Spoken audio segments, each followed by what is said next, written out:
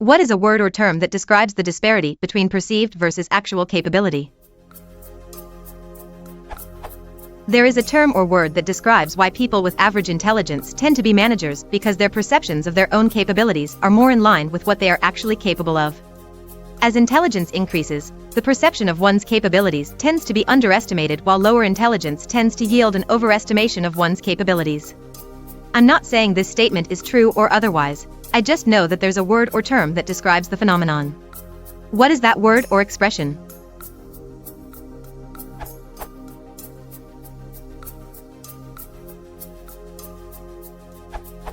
You are describing results of the Dunning-Kruger effect.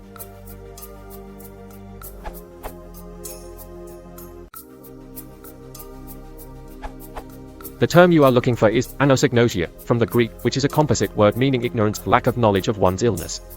The term was coined first by doctors who observed patients who had suffered a stroke, but the part of the brain that had gotten damaged was the same part where the knowledge that they had suffered the stroke also resided.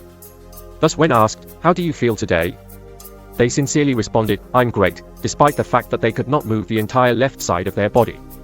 Psychologists then extended the term.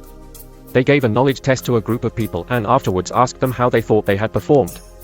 After grading the tests, they observed a very clear correlation. Those who thought they had performed pretty well actually had average or below average scores.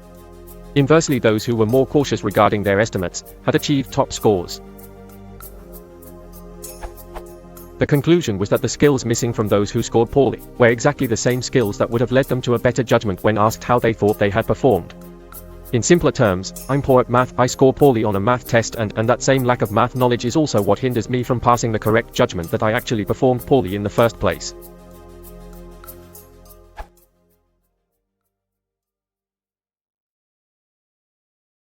If you want to support the channel, please consider liking and subscribing.